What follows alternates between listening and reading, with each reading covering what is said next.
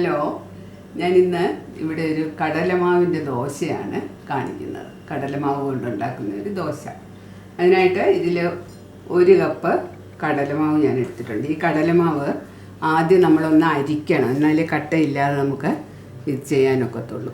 പിന്നെ വേണ്ടത് കുറച്ച് അയമോദകമാണ്. അജ്വൈൻ അയമോദകം വേണം കുറച്ച്. അതിൻ്റെ ഒരു 1/4 സ്പൂണേ എടുത്തുള്ളൂ, ഇത്തിരി എടുത്ത് വെച്ചിട്ടുണ്ട്. പിന്നെ 1/4 സ്പൂൺ കായം ഇടും. പിന്നെ 1/2 സ്പൂൺ മുളക് പൊടി, കുറച്ച് ഉപ്പ് പിന്നെ നമ്മൾ ടേസ്റ്റ് നോക്കി അതിനനുസരിച്ച് ഇടുക. ഇപ്പം ഞാൻ കുറച്ചെടുത്ത് വെച്ചിരിക്കുന്നേ ഉള്ളൂ.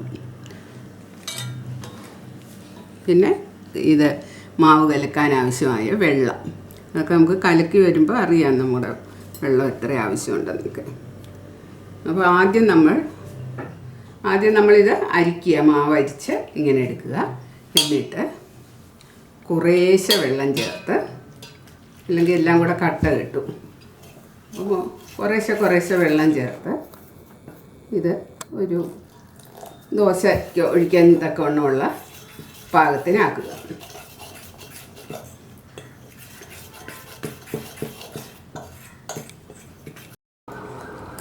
മാവൊക്കെ ഈ പാകത്തിന് നമുക്ക് ദോശ പരത്താൻ തക്കവണ്ണം എല്ലാം റെഡിയാക്കി വെച്ചിട്ടുണ്ട്. ഇനി നമ്മൾ ഇതിലോട്ട്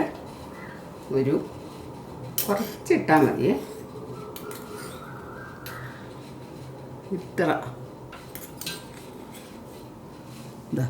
ഇത്ര അയമോദകം ചേർക്കും. അതുപോലെ തന്നെ നമ്മുടെ കായപ്പൊടിയും കുറച്ച് ചേർക്കണം. ഇതിൻ്റെ കൂടെ നമ്മൾ എടുത്തു വെച്ചിരിക്കുന്ന മുളക് പൊടിയും ഉപ്പും കൂടെ ഇട്ട് ഇളക്കുക.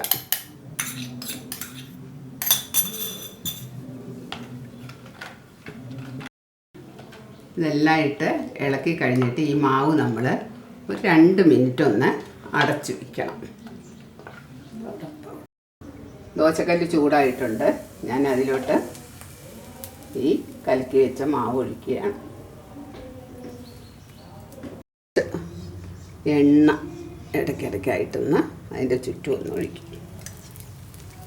ഓയിലോ നല്ലെണ്ണയോ എന്ത് വേണം ഒഴിക്കാം.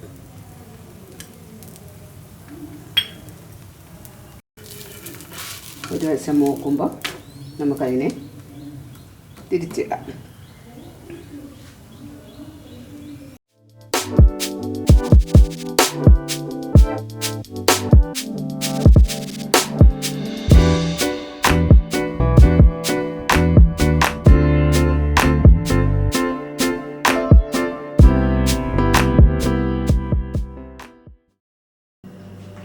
ഇതാ നമ്മൾ പെട്ടെന്ന് തന്നെ നമ്മുടെ കടലമാവ് ദോശ ഉണ്ടാക്കി കഴിഞ്ഞു.